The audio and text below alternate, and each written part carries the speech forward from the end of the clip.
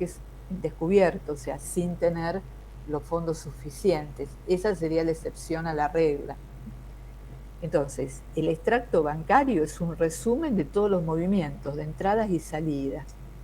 Y nos vamos a encontrar con la particularidad en cuanto a las salidas, que el banco, al titular de una cuenta bancaria, le cobra gastos, le cobra comisiones y también impuestos, que directamente toma los fondos sin pedirle permiso al titular. Por ejemplo, el tener una cuenta corriente bancaria implica pagar un costo de mantenimiento por esa cuenta. Entonces, cuando llega el fin del mes, el banco le va a debitar, o sea, va a extraer fondos de esa cuenta, por lo que implica el gasto de mantenimiento de la misma. El tema de los cheques, o sea, que el titular de una cuenta, cuando los emite, los tiene en una chequera. Una chequera es cuando el banco entrega un lote de cheques. O, la chequera puede ser todos cheques a la vista o todos cheques diferidos. O sea, no hay una chequera que tenga unos y otros, sino, como hay dos tipos de cheques, existen chequeras de cheques a la vista y chequeras de cheques diferidos. Entonces, cuando el titular de una cuenta solicita una chequera, esa chequera tiene un costo. Entonces el banco le va a debitar en la cuenta, o sea, debitar, ¿qué quiere decir? Va a extraer una suma de dinero por el valor que tiene justamente la chequera. Y hay cantidad de gastos. Yo a veces, en forma así metafórica, digo que el titular de una cuenta respira y ya el banco le cobra, porque hay gastos o sea, es el negocio del banco, hay que entenderlo, que por cada operatoria hay algún tipo de gasto. Por ejemplo, el consultar el saldo si uno va al banco. O sea, como hay medios a través de la tecnología automáticos, el ir a un banco, hoy en día pedir un turno y solicitarle al empleado que le diga el saldo, eso tiene un costo. Entonces nos vamos a encontrar en el extracto bancario con ingresos de fondos que nosotros sabemos los ingresos que ha tenido la cuenta. ¿Por qué? Por los depósitos que se hicieron, por las transferencias, por las liquidaciones de tarjeta. Y las salidas es por transferencias que se hicieron a terceros o bien a otras cuentas del titular, y la emisión de cheques.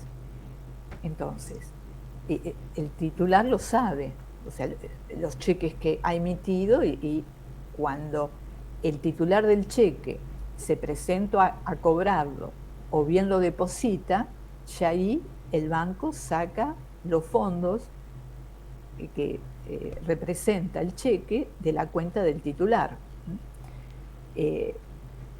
Entonces, con respecto a los cheques, nos vamos a encontrar que quizás todos los cheques emitidos a la vista no estén todos pagados por el banco, porque ustedes saben que tienen un vencimiento de 30 días.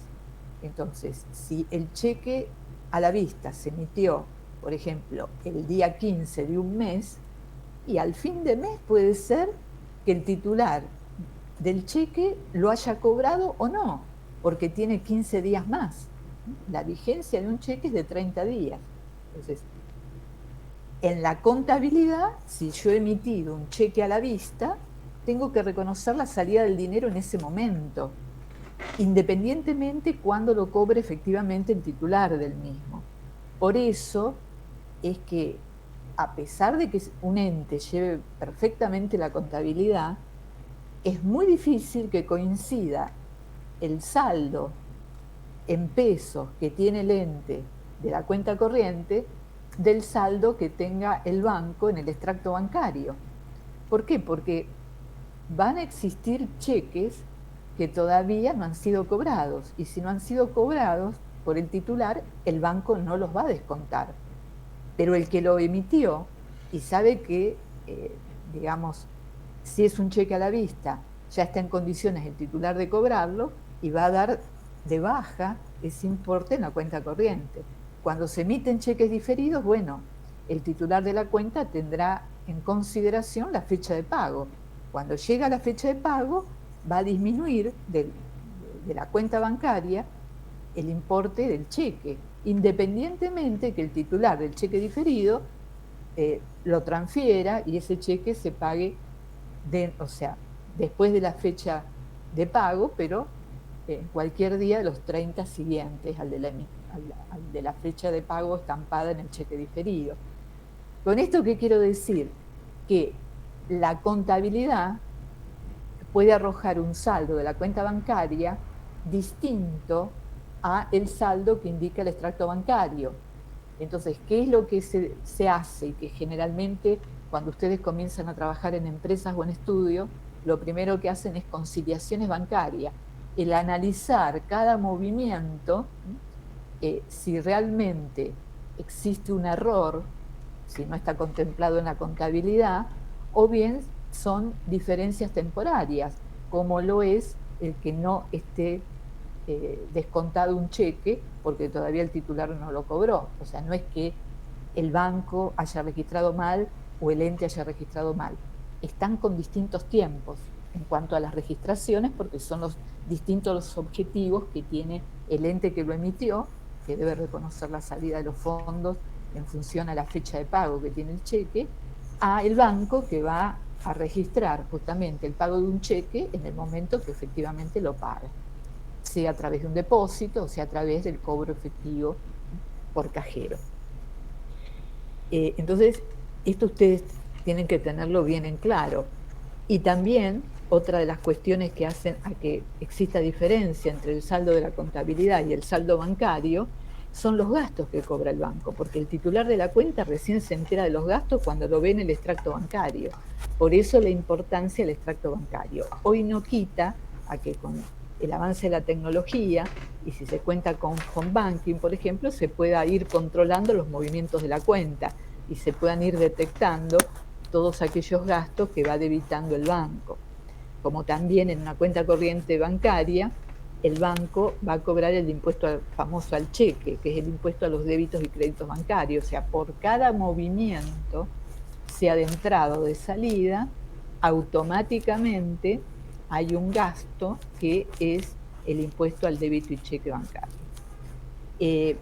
Ese gasto después, bueno, a los efectos de impuestos se toma cuenta de impuestos, pero, digamos, en el extracto bancario es un concepto relacionado con impuestos y en la contabilidad se debe registrar por separado, porque para conocimiento de ustedes, por cada movimiento bancario, sea de depósito, sea por pagos de cheques o sea por los propios gastos que cobra el banco, o sea, esto es tanto débitos como créditos, el impuesto al cheque es el 0,6%.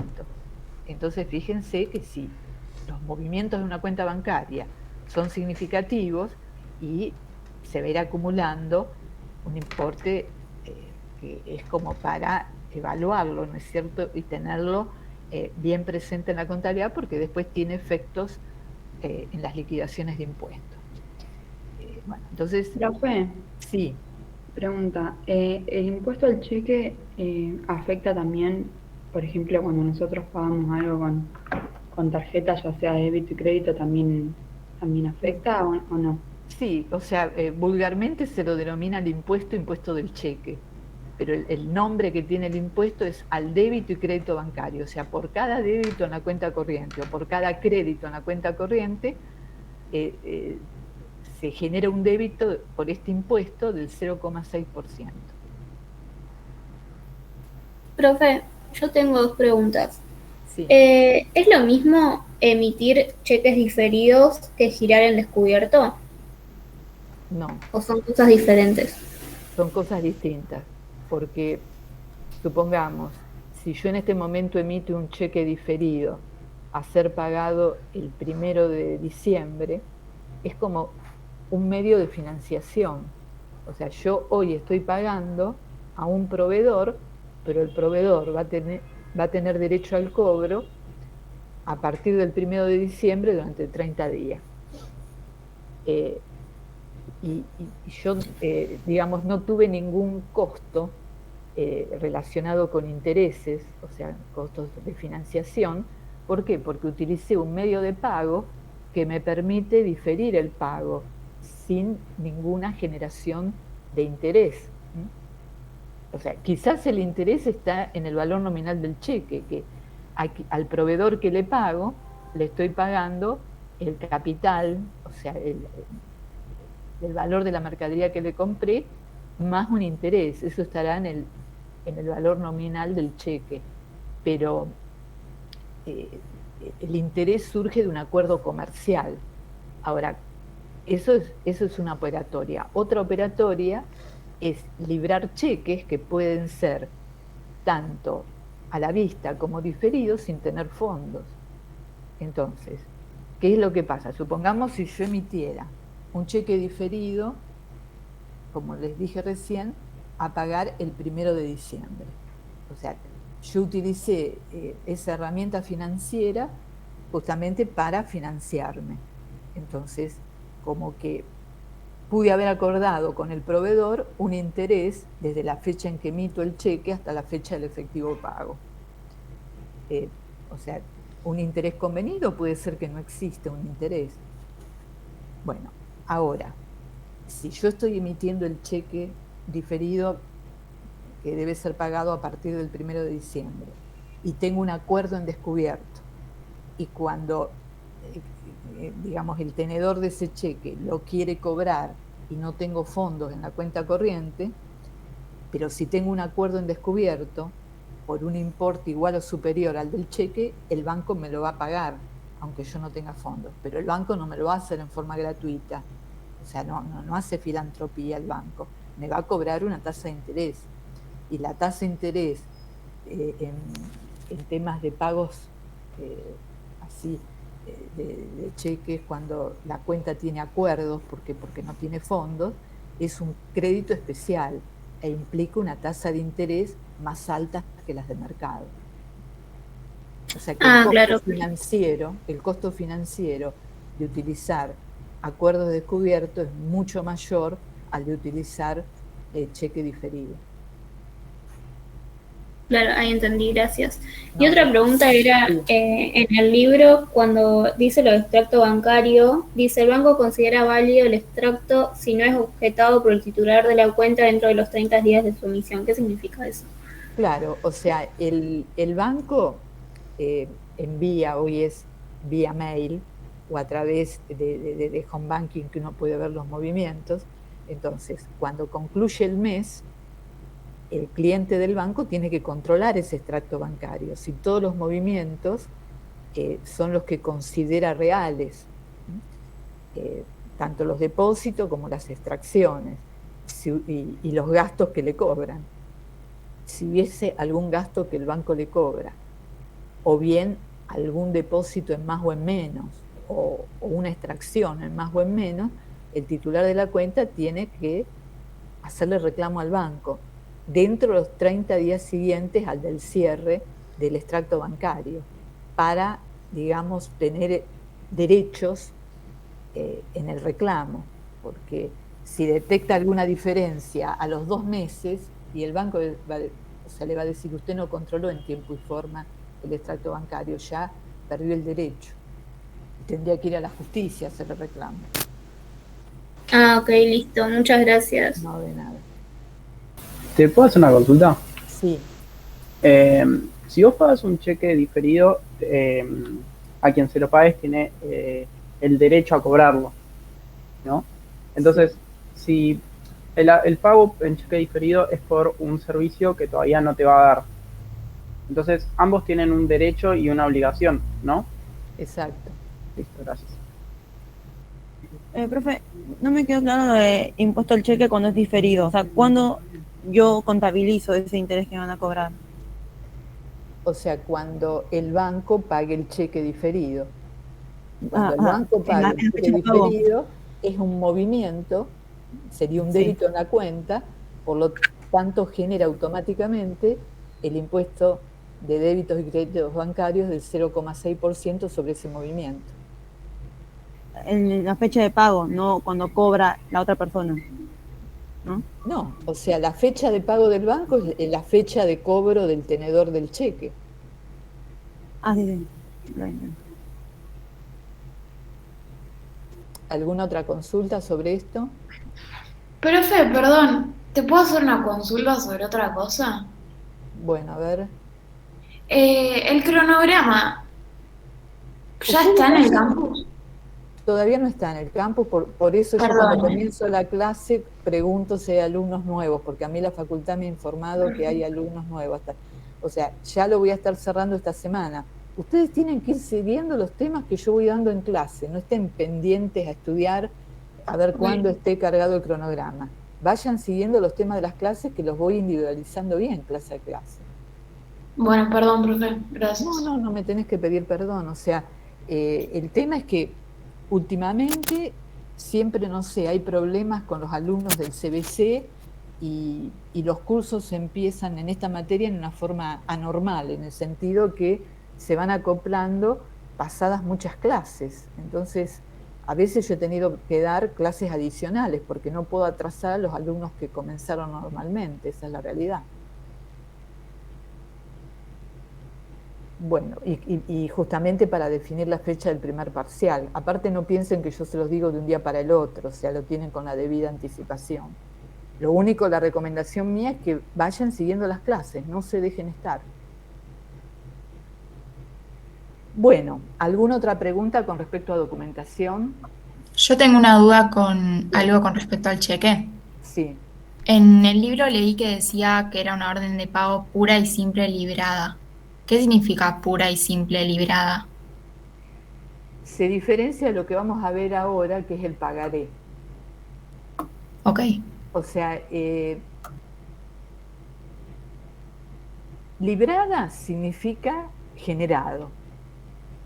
Y libre, o sea que surge de voluntad de aquel que tiene la cuenta bancaria en emitir el cheque. No está obligado por un contrato, por ejemplo. Librar es emitir, generar. Y libre porque no hay una ley, no hay un contrato que obligue a emitir el cheque. Aquel que lo emite voluntariamente porque le conviene la condición de venta, pero nadie lo obliga a emitir el cheque. muchas gracias. ¿Qué otra consulta? Bueno, si no hay preguntas, entonces vamos al pagaré, que en el orden estaba antes, o sea, estaba después del cheque diferido, en la página 108. Ustedes vieron que cuando hablábamos de cheques, habíamos dicho que es una orden de pago. O sea, el ser una orden de pago, el cheque, significa que se le está ordenando al banco que pague la suma de dinero indicada en el cheque. ¿Por qué? Porque tengo fondos. Y si no tuviera fondos, lo pagaría si hubiera un acuerdo en descubierto. Mientras que el pagaré es una promesa de pago, que es escrita. Esa promesa no es oral, es escrita.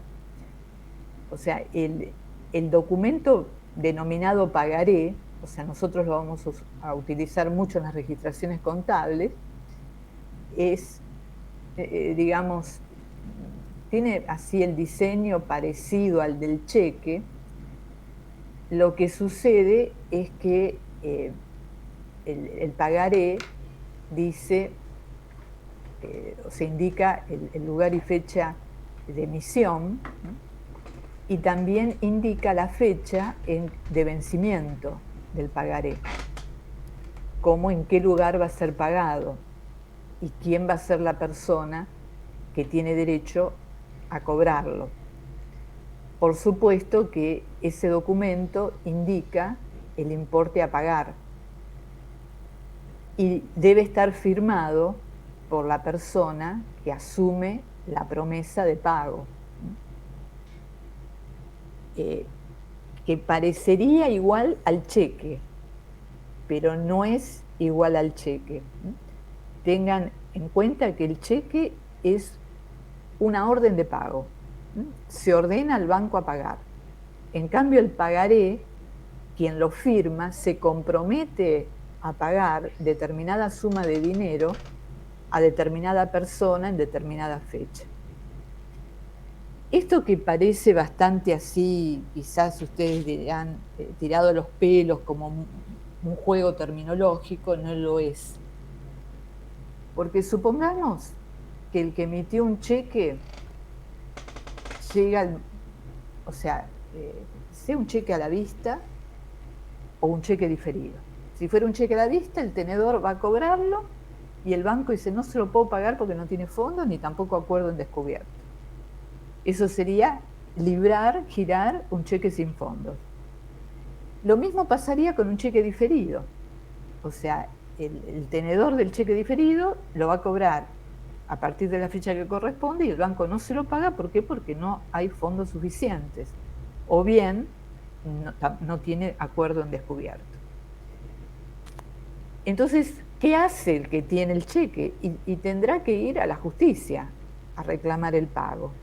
Entonces, aquel que tiene un cheque para reclamar el pago porque cuando lo presentó en la entidad bancaria se lo devolvieron porque no tiene fondos, en la justicia va a tener que probar por qué tiene ese cheque. O sea, ¿en calidad de qué el emisor del mismo se lo entregó? ¿Es un regalo? ¿Es el pago de mercaderías? ¿El pago de un servicio? Por eso se denomina orden de pago. ¿Por qué? Porque, repito, quien emitió el cheque le ordena al banco que lo pague. Al no estar los fondos, el tenedor del cheque va a la justicia a reclamar que se lo paguen y va a tener que fundar, o sea, el importe del cheque en razón de qué es, o sea, cuál fue el origen, el motivo de la emisión de ese cheque. Cosa que no pasa con el pagaré.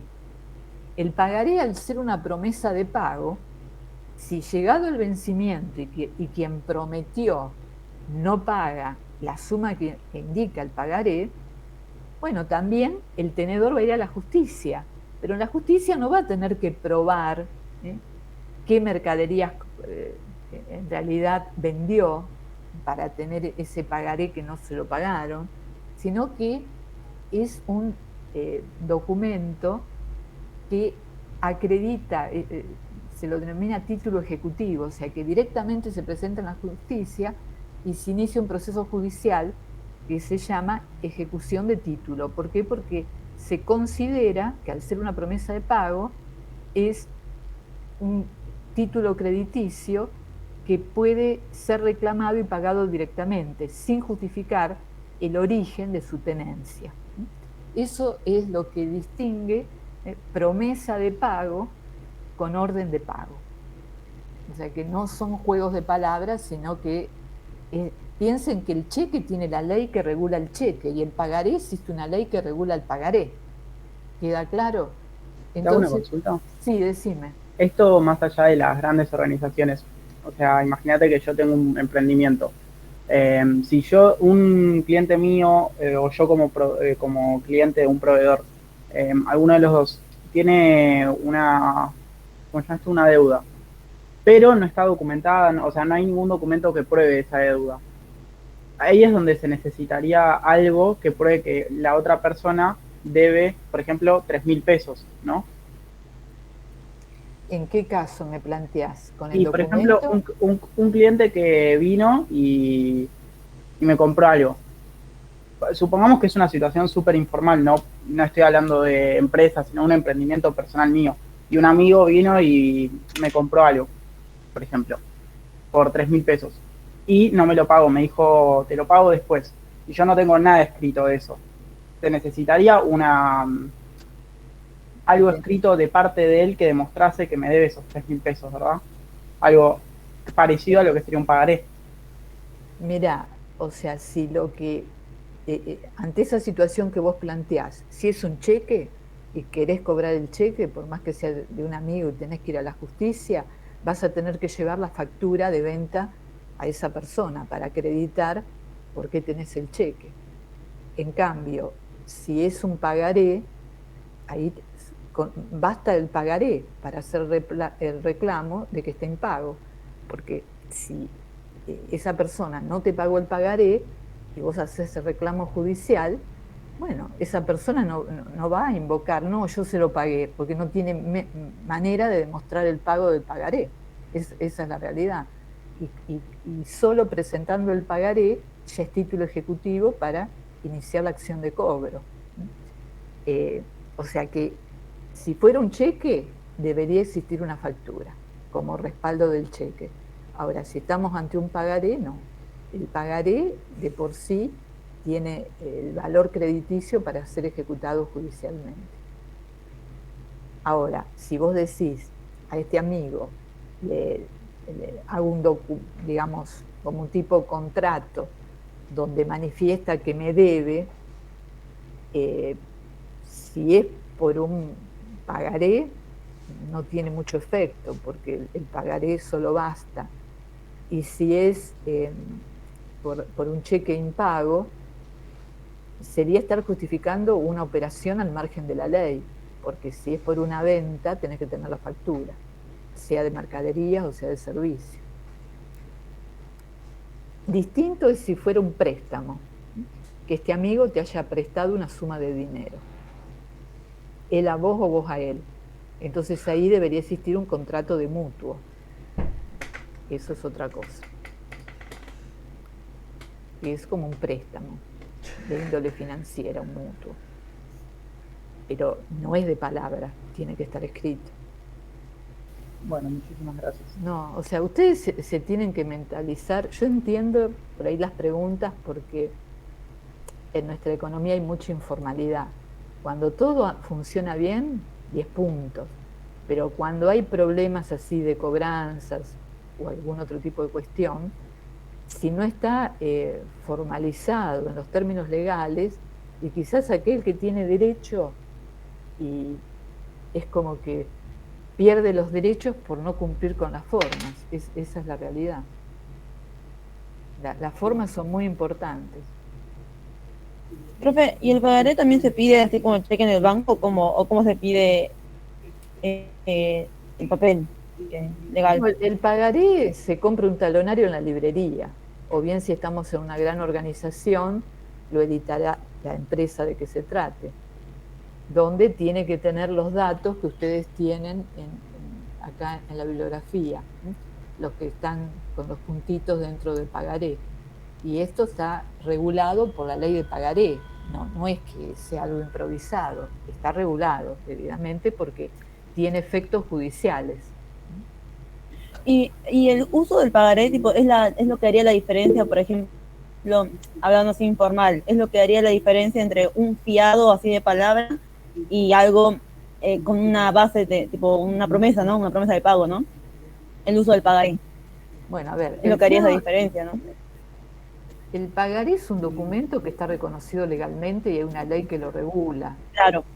Y bueno, y esa ley establece, digamos, la reglamentación de todo lo que hace el efectivo cobro, también cómo se debe proceder si el que se comprometió no paga. Ahora, vos me hablás de fiado de palabra. Yo entiendo que en la economía informal existe eso, pero si hay un fiado de palabra, le puso candadita a la parte del micrófono, no el se que tiene escucha que lo que pagar estoy no hablando, ¿no? cumple, bueno, el Porque que le fió, había pegado a Freya y entonces no. que se Le encomiende, puse candadito. no sé a quién, pero es remota la posibilidad de que cobre un fiado de palabra. Claro. Ahí entra el pagaré, tipo, si entraría el pagaré, se lo haría más fácil las cosas, porque tiene con qué justificarse, con qué defenderse, ¿o no? Sí, el pagaré como el cheque, siempre y cuando surja de una operación legal. Claro. Profe, Sí. por lo que se está hablando ahora, creo que no quiero adelantar a lo que vamos a ver, ¿no? Pero creo que se hacen referencia a la cuenta creo que es deudores por venta, que es un fiado, no, creo que sí, fiado y en cuenta corriente sin documentar. Creo que eso se refiere a lo que nos estamos metiendo en eso. Porque normalmente a veces salen ejercicios así, que sale como se debe esta compra o esta venta y es sin documentar, sin pagaré y sin cheque. Eso yo entendía a veces como fiado, por ejemplo, ¿no? Pero no sé si cómo ser. A ver, no confundan las cosas. O sea, cuando estamos hablando de deudores por ventas o créditos por ventas, son ventas en cuenta corriente. Quiere decir que hay una factura que respalda la venta y que la condición de venta es que va a ser pagado a 30 días, 60 días, pero que no se ha entregado ni cheque ni pagaré. Eso es cuando hablamos de deudores por ventas o créditos por ventas. Ahora, cuando se realizó una venta, sea de bienes o servicios, y se documentó a través de un pagaré, ya vamos a estar hablando de documentos a cobrar o de obligaciones a pagar. ¿Por qué? Porque es, desde un punto de vista jurídico, distinto el derecho o la obligación, por la regulación que tiene el documento pagaré. Entonces, yo no quiero acá que me hablen de fiado, porque ese es un léxico de la calle. Acá ustedes tienen que utilizar terminología técnica, o sea, si a un cliente se le financió y no se documentó, estamos hablando de que es una financiación en una cuenta corriente comercial, porque a veces ustedes confunden, cuando uno habla de cuenta corriente, piensan siempre que es la cuenta corriente bancaria. No, como existe la cuenta corriente bancaria, también existe la cuenta corriente comercial, donde van a estar todos los movimientos realizados entre el vendedor y el comprador, cuando la condición de venta es pagar en determinadas fechas, sin que implique estar documentada la operación vía pagaré. ¿Queda claro, Facundo? Sí, profe, sí. Porque acá un poco lo que yo les vengo adelantando, la contabilidad implica registrar operaciones y el marco de esas operaciones significa haber cumplido con la legalidad de las mismas. Entonces, el realizar una venta o una compra en cuenta corriente como, digamos, para el comprador sería un proveedor, la cuenta corriente con el proveedor. Para el vendedor es la cuenta corriente que tengo con el proveedor. Para el proveedor es la cuenta corriente que le otorgó a su cliente. Entonces, en ese movimiento de operaciones, de ventas y de pagos, va a surgir al cierre del mes cuánto le debe el cliente a su proveedor o cuánto el proveedor tiene derecho a cobrarle a su cliente en determinada fecha, que fue lo pactado por la condición de venta. Ahora, cuando la operación de venta se materializa el pago a través de un documento como es el pagaré, en la contabilidad, por los efectos jurídicos, tiene que estar registrado en otra cuenta. Por eso se, digamos, clasifican los distintos tipos de obligaciones y derechos. ¿Queda claro esto?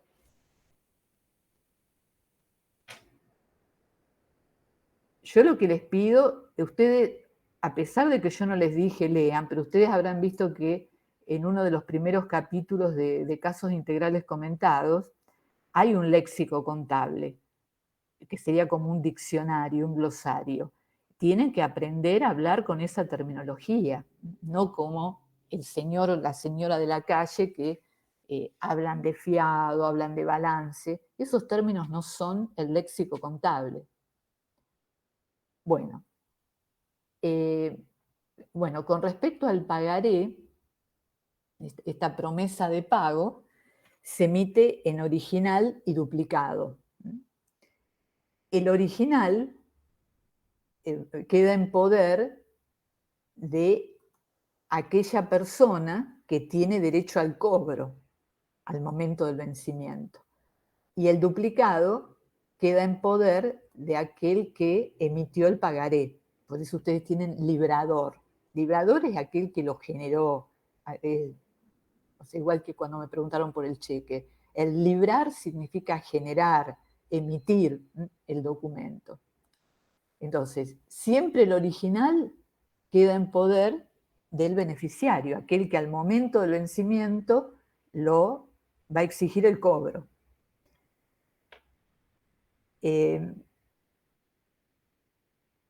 Entonces, esto es algo que siempre tienen que tener en cuenta y más en la ejercitación. O sea, ¿quién tiene el pagaré en su poder? Lo tiene en su poder el que tiene el derecho a exigir el pago. Cuando se concreta el pago, ese documento se lo inhabilita. ¿Qué quiere decir? O se lo cruza con la letra pagado, o bien lo que se hace es romper la parte de la firma, cosa de quitarle valor al documento, para que aquel que es tenedor no pretenda cobrarlo más de una vez. ¿Por qué? Porque está en poder del beneficiario. Entonces, cuando se paga, hay que tomar normas de seguridad, que es inhabilitarlo, cruzándolo como ya cancelado, pagado, o bien romper, digamos, la punta del pagaré donde está la firma. Bueno, o sea, con pagaré vamos a trabajar en la parte práctica. Bueno, siguiendo con los documentos que ustedes tienen otro documento que está relacionado con la operatoria bancaria, que es el certificado de depósito a plazo fijo.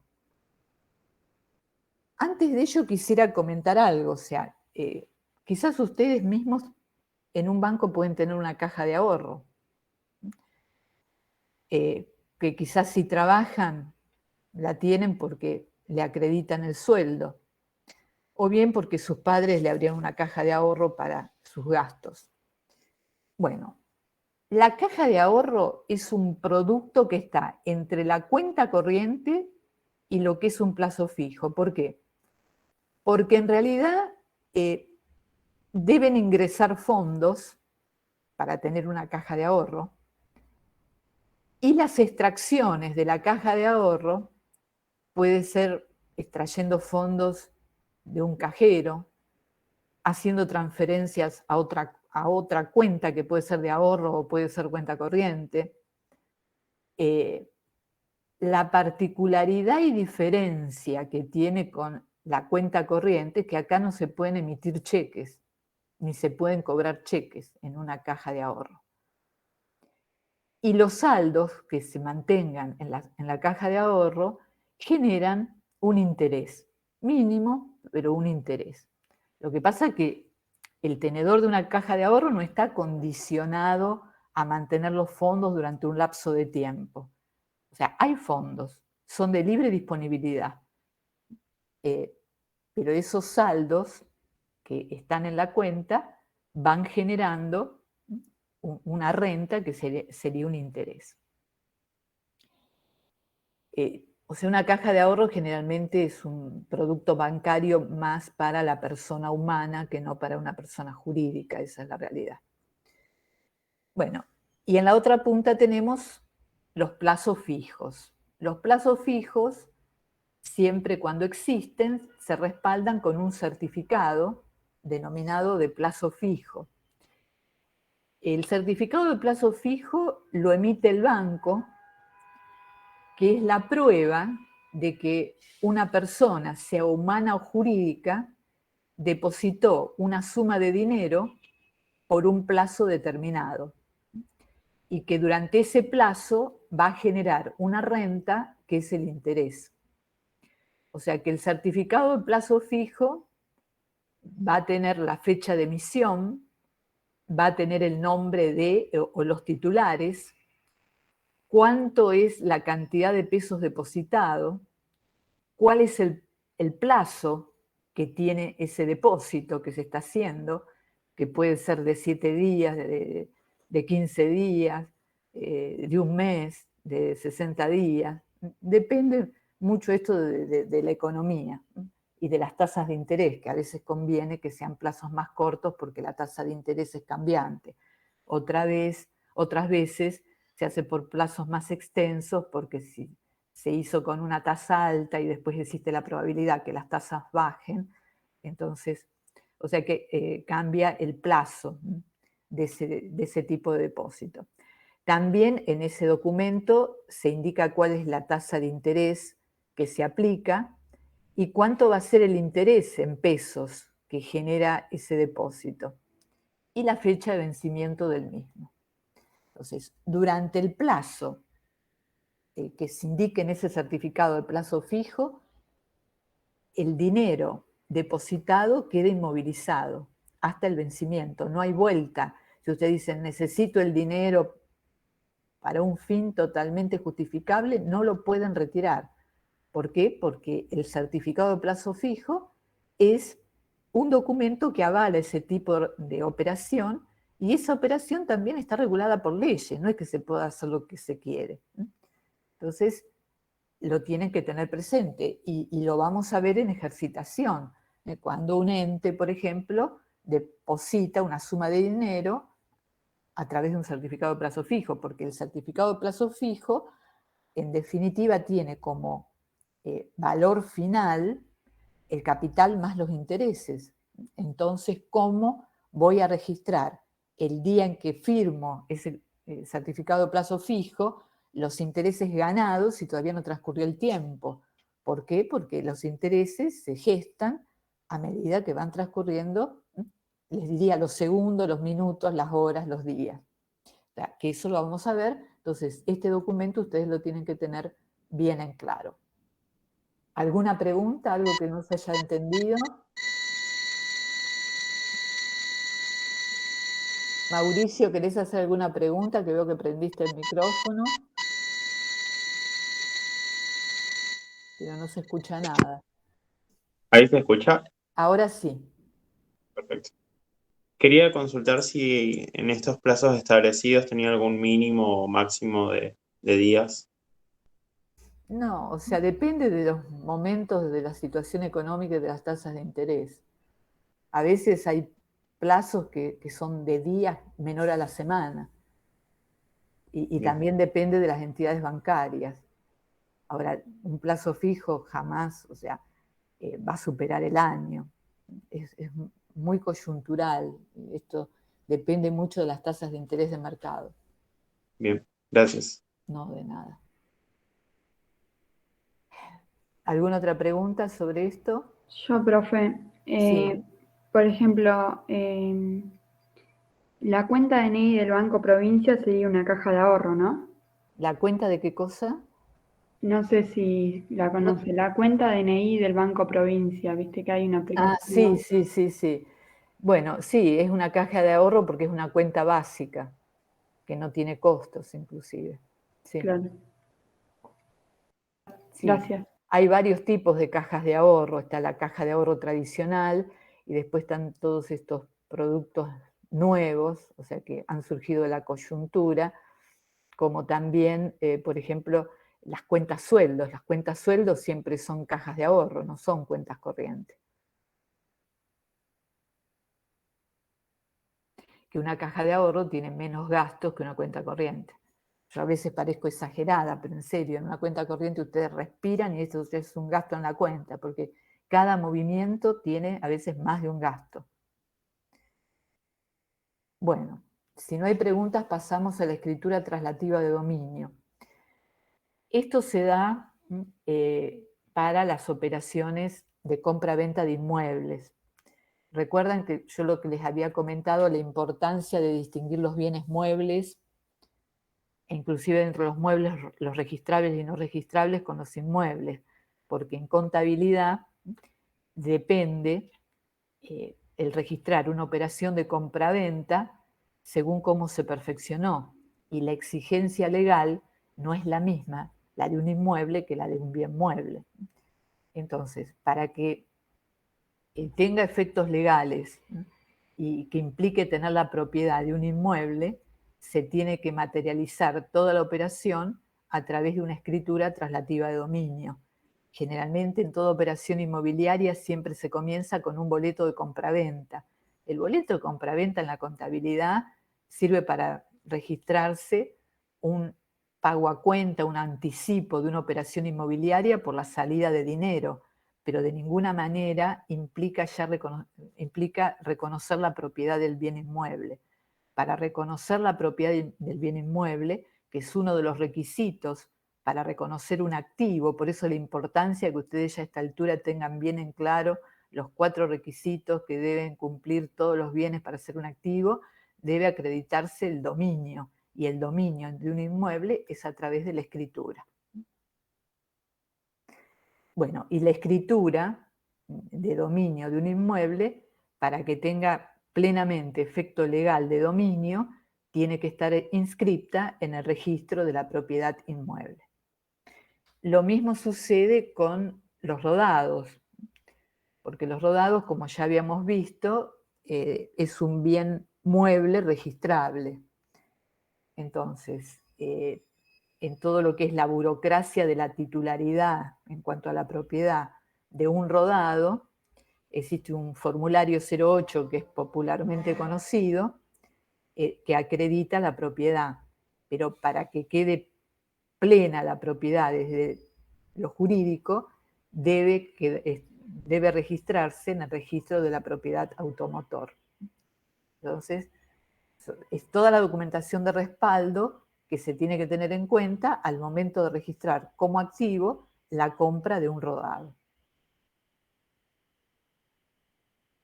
Bueno, después ustedes tienen acta constitutiva. Esto lo habíamos visto al principio cuando vimos las sociedades, donde yo les había pedido que ustedes leyeran el modelo de acta constitutiva de la sociedad anónima, que ustedes la tienen acá transcripta, donde ustedes verán en este modelo que se indica el lugar y fecha de reunión de los socios que manifiestan constituir una sociedad en los términos del estatuto, y el estatuto sería lo que se transcribe a partir del artículo 1 hasta el último artículo al final del estatuto. O sea, la última cláusula es el artículo 12º. Y ustedes ven que después sigue con 3 romanos, 4 romanos, 5 romanos. Bueno, eso está por fuera del estatuto. Son puntos de acuerdo de la reunión de socios que queda plasmado en el acta constitutiva. O sea que el acta constitutiva contiene el estatuto de la sociedad o el contrato de la sociedad, pero también esa acta constitutiva debe demostrar que hay voluntad de los socios en constituir la sociedad en los términos que dice el estatuto, y los puntos que ustedes tienen como 3 es la designación de los miembros del directorio, que es un órgano de la sociedad anónima. El punto 4 es el tema de quiénes son los responsables de la sociedad ante la Inspección General de Justicia. O sea que son temas que, por las formalidades burocráticas que existen en la constitución de una sociedad, deben estar dentro de lo que es el acta de reunión y no dentro del estatuto. O sea, el estatuto integra el acta de reunión de constitución de la sociedad, por eso se llama acta constitutiva. Es la primera acta, que es un resumen de lo abordado en la reunión, y se llama acta constitutiva. Profe, ¿el estatuto de qué? El estatuto es de una sociedad anónima, acá es de una sociedad anónima. Si hablásemos de sociedades de personas, como la colectiva, la SRL, la encomandita simple, ahí estaríamos hablando de contrato social. O sea, siempre el estatuto o el contrato social están contenidos en el acta constitutiva. El acta constitutiva quiere, porque cuando ustedes leen el estatuto dice cláusula primera, denominación, cláusula segunda, domicilio legal, cláusula tercera, objeto de la sociedad, cláusula cuarta, capital de la sociedad. Pero ese convenio, digamos, ese contrato, que en algunos casos es denominado contrato y en otro estatuto, debe insertarse en el acta que conste la reunión de socios que han tenido la voluntad de constituir una sociedad en los términos que indica el contrato social o el estatuto de la sociedad. Por eso en su momento yo cuando hice tanto énfasis es porque este documento es el primero que se va a registrar en la contabilidad. Seguidamente ustedes tienen acta de asamblea. El acta de asamblea es, cuando hablamos de acta, es el resumen de lo tratado en una reunión. Cuando hablamos de asamblea, significa que los que se reunieron son los socios, los accionistas. Un acta siempre es un resumen, no es una versión taquigráfica de la reunión. Entonces, en el acta de cualquier asamblea de socios, queda indicado en el lugar que se reúnen, el día que se reúnen, a la hora que se reúnen, quiénes se reúnen, los temas que tratan y cómo los resuelven. Si se resuelven por el voto mayoritario o si es por unanimidad. Y ustedes ahí tienen un modelo de acta de asamblea ordinaria. Un acta de asamblea ordinaria es cuando se trata, al finalizar el ejercicio, el estado contable. O sea que el estado contable emitido por la sociedad se pone a consideración de los inversores para que lo aprueben o no. Y también la remuneración del directorio, la aprobación de la gestión, cómo van a ser distribuidas las utilidades y la designación del directorio para el siguiente ejercicio económico. ¿Y por qué estamos viendo esto? Porque parece que volvimos con el derecho en esto. Porque de lo que conste en el acta de asamblea, respecto a la remuneración de los directores, cuando es aprobada por la reunión de accionistas, bueno, implica que esas remuneraciones van a tener que ser asentadas en la contabilidad. Lo mismo la distribución de utilidades, se tienen que registrar en la contabilidad. ¿Por qué? Porque serían ya remuneraciones del directorio aprobadas por los socios, como la distribución de utilidades también aprobadas por los socios. Bueno, y al final tienen este tipo de actas, siempre la firma el presidente de la sociedad y como mínimo 2 accionistas de la sociedad. O sea que ven que son documentos en los que se basan los asientos contables, pero ya salimos de la factura, del recibo, del ticket, sino que este tipo de documentos son de aquellos que emite el ente y en principio no trasciende a terceros en forma automática, porque un acta se plasma en el libro de actas. Puede ser que el banco pida el acta por alguna razón, entonces se le entrega, pero no es que cuando se confeccionó el acta se entra a distribuir a todos los clientes, a los proveedores, a los empleados, no es así. Cosa que una factura cuando se emite, bueno, hay 2 partes por la operación de compraventa.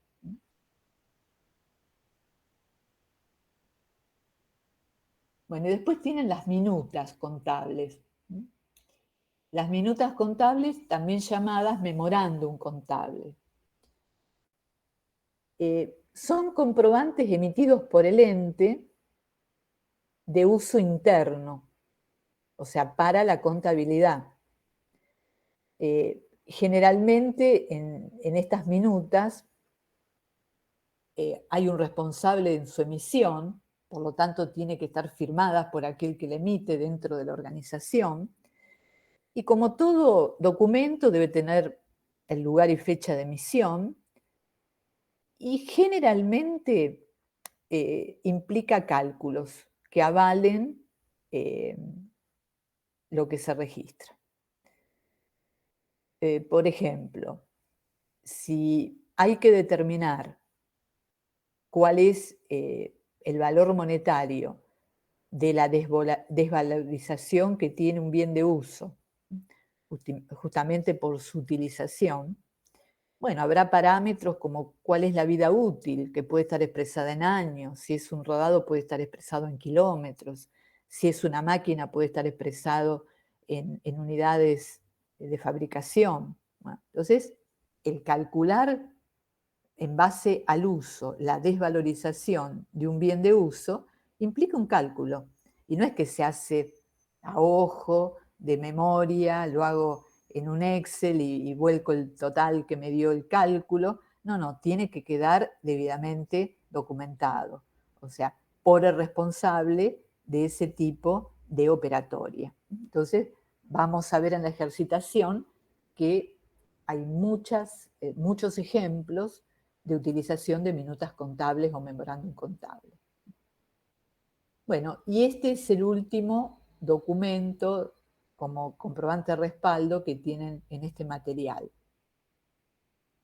Yo lo que les pido es que las actividades que siguen, que están relacionadas con los comprobantes, traten de hacerlas como para poder entender más que nada todos estos tipos de documentos que son básicos y que ustedes tienen que conocer en la contabilidad. Una registración contable que no tenga el debido comprobante de respaldo es un asiento contable al margen de la ley. Eso lo tienen que tener bien en claro. ¿Hay alguna pregunta hasta aquí? ¿Puedes repetir eso último que dijiste que no me quedó de vuelta? Sí, toda registración contable debe tener el debido comprobante de respaldo. Si no tiene el comprobante de respaldo, es un asiento contable al margen de la ley.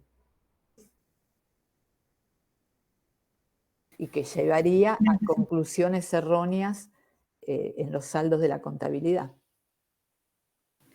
Profe, Sí.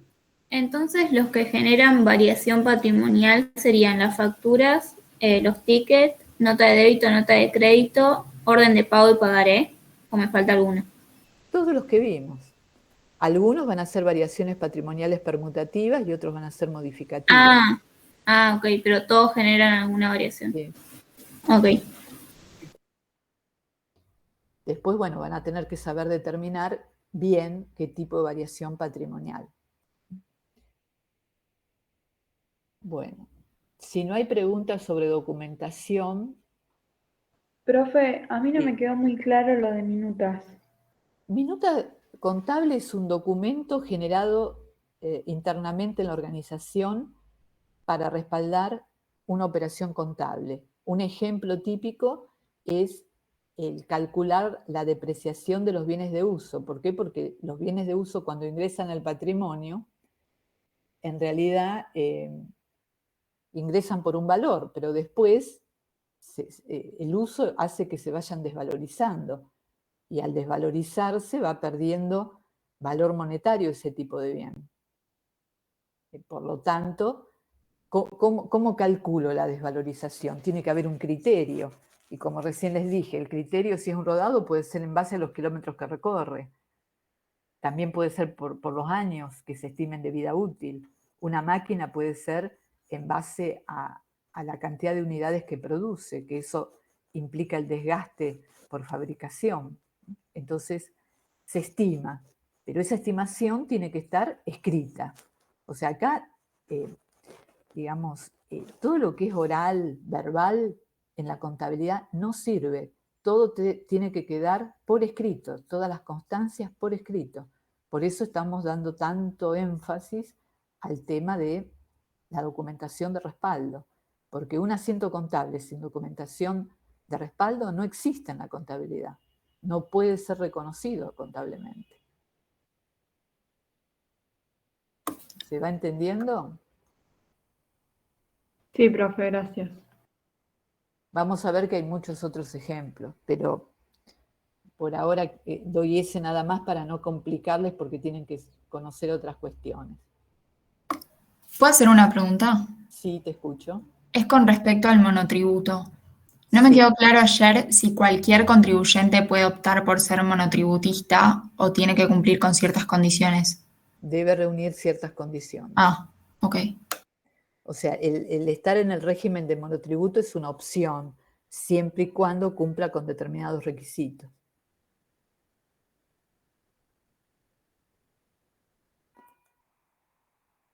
Bueno, ahora pasaríamos ya a un tema más directo de la contabilidad. O sea, cuando nosotros hablamos de sacrificio económico en contabilidad, sacrificio económico significa utilizar algún tipo de recurso para, digamos, como para lograr un trueque de recursos, o bien para generar futuros ingresos de fondo, o bien para cumplir con obligaciones. O sea, si yo tengo que pagar una deuda, debo sacrificar algún recurso. Entonces, en contabilidad, ¿qué entendemos por sacrificio económico? Básicamente se entiende que hay 3 tipos de sacrificio económico. Hay uno que es voluntario y necesario, que se denomina costo. Por eso ya tienen que comenzar a hablar con propiedad. Cuando en el curso decimos costo, tienen que saber bien de qué estamos hablando de costo para la contabilidad. Entonces, si hablamos de costo, en principio debemos entender que es un sacrificio económico que me permite generar futuros ingresos de fondo. Entonces, cuando se da ese requisito, implica que estoy ante un costo. Ejemplo, si vendo mercaderías y la registración de la venta de esa mercadería es y las vendo al contado para hacerlo más sencillo, las vendo en función a su precio de mercado, en la contabilidad, bueno, voy a registrar por qué valor monetario vendí esa mercadería al contado. Pero eso de ninguna manera implica que gané por haber vendido el importe que implicó la venta, sino que esa venta tuvo un costo. Tuvo un costo. Y vuelvo. ¿Qué entiendo por costo? O sea, es un sacrificio económico que es necesario. O sea, si yo quiero vender mercadería, tengo que comprarlas. Y el comprarlas significa hacer un sacrificio económico. Y en el momento que la vendo, para poder determinar cuál es el resultado, el sacrificio económico que realicé por la compra va a ser el costo a imputar por la venta que he efectuado. O sea que el ejemplo típico de costo es el costo de la venta de mercaderías realizadas, el costo de los servicios prestados, el costo de la mercadería que se ha industrializado. Y es distinto en cada actividad, porque si estoy hablando de una organización que compra y vende mercaderías, es eminentemente comercial, entonces va a vender a un precio de venta, y para saber cuál es el resultado, si ganó o perdió por esa venta, en la contabilidad tengo que reconocer el costo de la mercadería que se vendió para poder determinar el resultado de la operación. Ahora, si estoy hablando de una empresa industrial, ya cambia el tema, porque los productos que vendo surgen de un proceso industrial que implicó reunir determinados tipos de recursos, como es la materia prima. O sea, la materia prima es aquel material principal que hace a la elaboración del bien, la mano de obra que necesité para fabricar el producto y aquellos gastos accesorios necesarios para fabricarlo. O sea, si yo tengo que fabricar un escritorio, por ejemplo, de madera, y la materia prima va a ser la madera. También, o sea, que va a conformar parte del costo de ese producto terminado. Parte va a ser la materia prima, madera. Otra parte del costo va a ser el salario del operario que fabricó ese escritorio.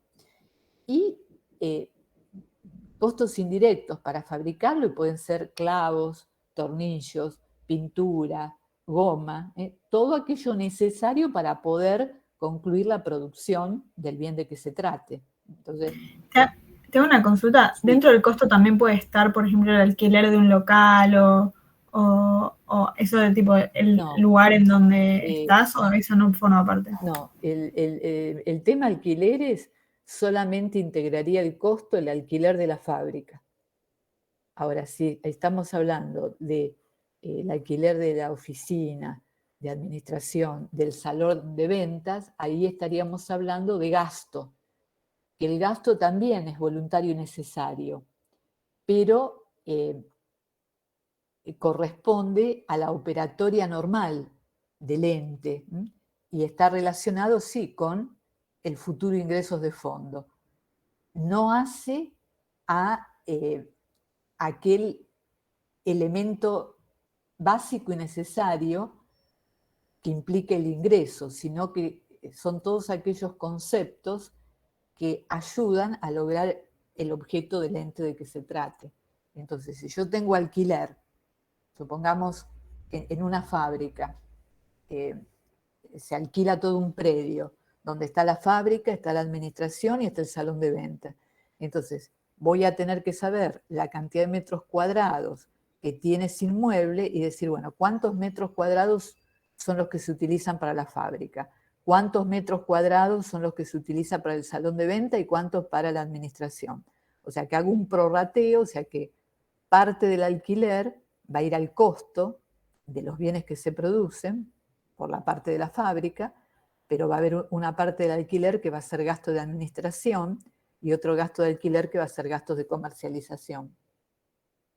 Entonces, el gasto también es un sacrificio económico, pero a diferencia del costo, se refiere a la operatoria normal de la organización, porque hace a la universalidad de los conceptos. Cuando yo hablo de costo, estoy pensando justamente en el sacrificio que se realizó por comprar, supongamos, una mercadería para revender, porque yo sé que esa mercadería, cuando la venda, me va a generar futuros ingresos de fondo.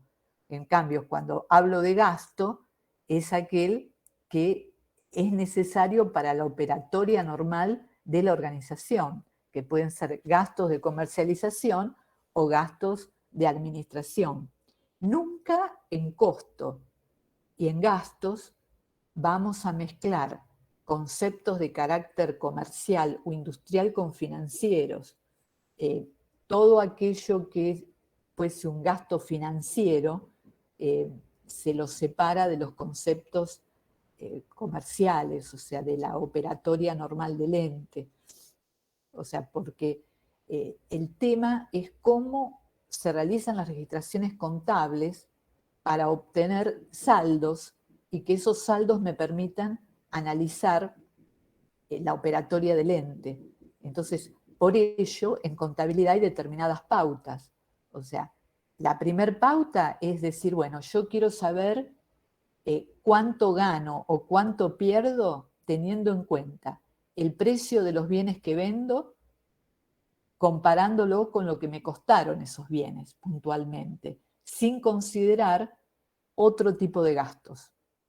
Entonces yo ya ahí, al comparar los ingresos por ventas con los costos que implicaron tener los bienes para ser revendidos o producidos o prestar los servicios, voy a obtener un resultado que se llama bruto, porque esto me permite hacer análisis de rentabilidad. Una vez obtenido ese resultado bruto, digo, bueno, a ver, ¿cuáles son aquellos conceptos que implican gastos dentro de lo que significa operatividad del ente? Cuando hablamos de operatividad nos referimos a el perfil comercial, industrial o de prestación de servicios. No incluye ningún concepto de índole financiera. Entonces, el hecho de separar en base a estos conceptos que les estoy indicando es justamente para obtener información y que sea posible el análisis de esa información para la toma de decisiones. Por eso los agrupamientos por ahí de conceptos de determinada forma. Entonces, ya a esta altura tienen que entender que costo no es sinónimo de gasto. Repito, porque el costo es un sacrificio económico de carácter necesario y voluntario que permite generar futuros ingresos de fondo, mientras que el gasto, que es un sacrificio económico también necesario y voluntario, se origina en la operatoria normal del ente y está relacionado con la generación de ingresos de ese ente. O sea, como pueden apreciar, yo entiendo que hay un límite fino por ahí en la distinción, pero tienen que saber distinguir que costo no es lo mismo que gasto. Y tampoco es lo mismo que pérdida, porque una pérdida es un sacrificio económico, pero de carácter involuntario, no está relacionado con la obtención de futuros ingresos. Generalmente está relacionado, cuando hablamos de una pérdida, con siniestros, un robo, una inundación, un incendio, un terremoto, o sea, que originan pérdidas dentro de la organización, pero que han sido involuntarias, ha sido un hecho ajeno a la toma de decisión del ente. Cuando hablamos de costos y hablamos de gastos, se originan por la decisión que tiene el órgano de administración, que no es lo mismo que una pérdida. Una pérdida generalmente es por siniestros. ¿Se va entendiendo esto? Sí. Bueno, ahora vamos a hacer una disquisición con el tema costo. Ustedes en la bibliografía van a encontrarse de que los autores hablan de costo no consumido y de costo consumido. ¿Qué significa esto? O sea, si ustedes entendieron que costo es un sacrificio económico, o sea, estoy disponiendo de recursos económicos para generar futuros ingresos de fondo y que es una decisión del ente, o sea, porque es voluntario, pero es necesario, bueno, ¿cómo yo al costo lo voy a considerar en la contabilidad?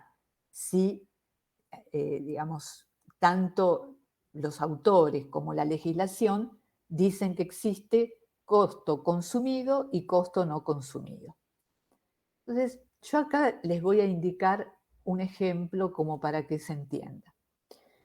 Si ustedes hacen una compra en una librería de 100 cajas de virome, ¿por qué? Porque, no sé, va a aumentar el precio, la inflación, tienen los fondos y dice, bueno, ganamos si compramos esta cantidad que nos va a durar durante todo el ejercicio económico. O sea, esa compra implica un sacrificio económico. Y es un costo. ¿Por qué? Porque se va a aplicar a la operatoria del ente respecto a que va a ser usado por la administración y también por los vendedores. Pero no se van a consumir el día que se compran, ni tampoco al otro día, ni dentro del mes. Se va a ir consumiendo a lo largo del ejercicio. Entonces, el costo que decimos consumido es aquel sacrificio económico que realizó el ente y que lo usó, lo consumió, por eso costo consumido. Y todo aquel bien que adquirió y que todavía no lo utilizó, va a ser un costo no consumido. Lo que utiliza, costo consumido. Por lo tanto, al hablar de consumido, podrá ser propiamente un costo o podrá ser un gasto. Ahora, si yo digo que no lo consumí, evidentemente va a ser un recurso económico, un bien económico que voy a tener en el activo.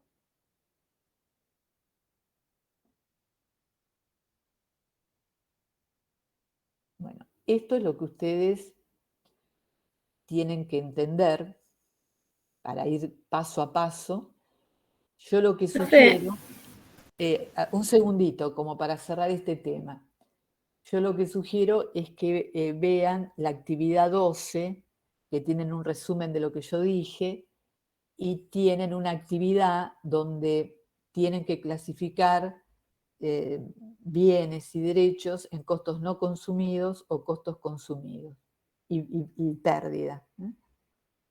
O sea, esto lo tienen en la página 75, 76, 77 y la solución comienza en la 78. Sí, te escucho. Cuando hablas de usado o no usado, o sea, de costo consumido o no consumido, es por ejemplo si tenés mercadería para la reventa, el costo consumido es cuando las vendiste las mercaderías y el no consumido es cuando todavía no las vendiste. Exacto. Okay.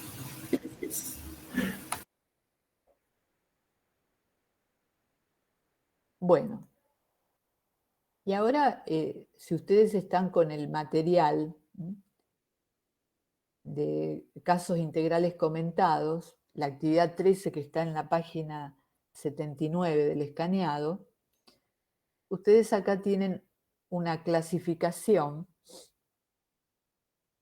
que está relacionada con las variaciones patrimoniales.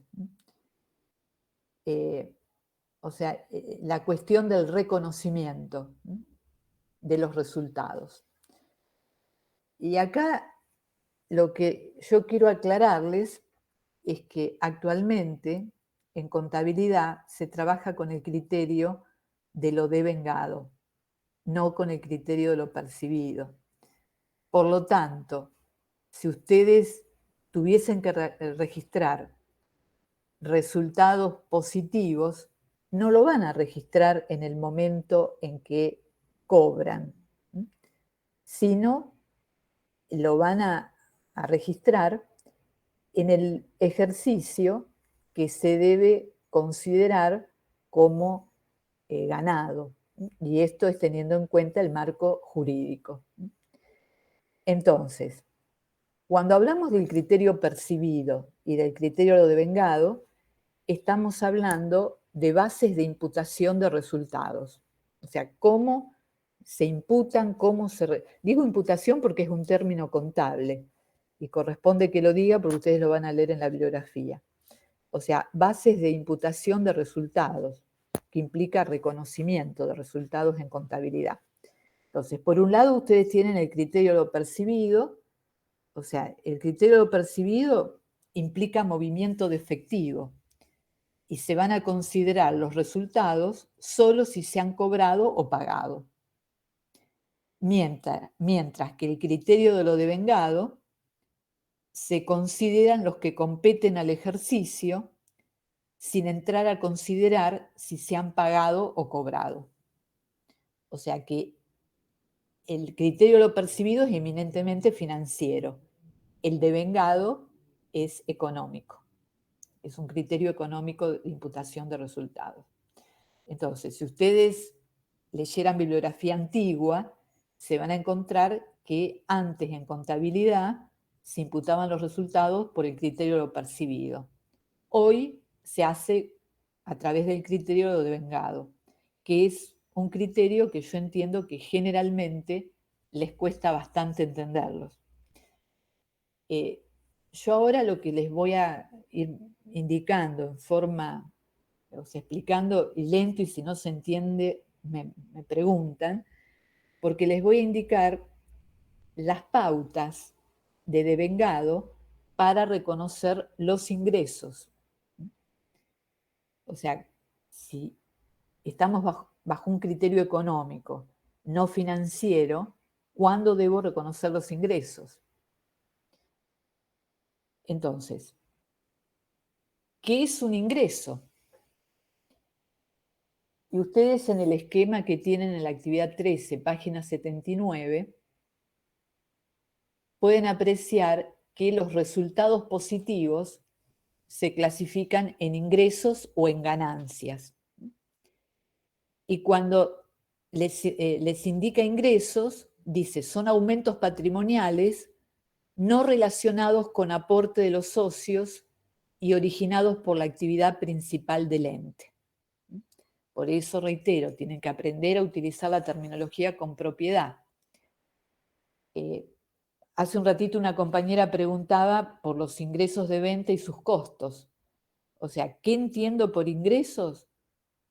Un aumento en el patrimonio. Y cuando hablo de aumento es un aumento cuantitativo, no cualitativo. Cuantitativo, por lo tanto implica una variación patrimonial modificativa.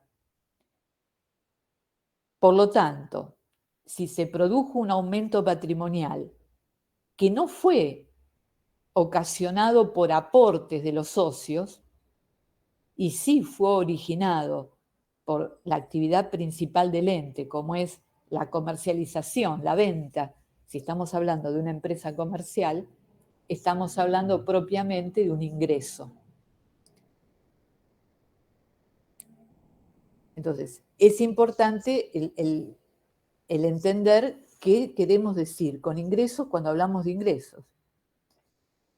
Que se diferencia de ganancias, porque la ganancia también es un aumento patrimonial, es una variación patrimonial modificativa, pero está originada por operaciones periféricas, secundarias.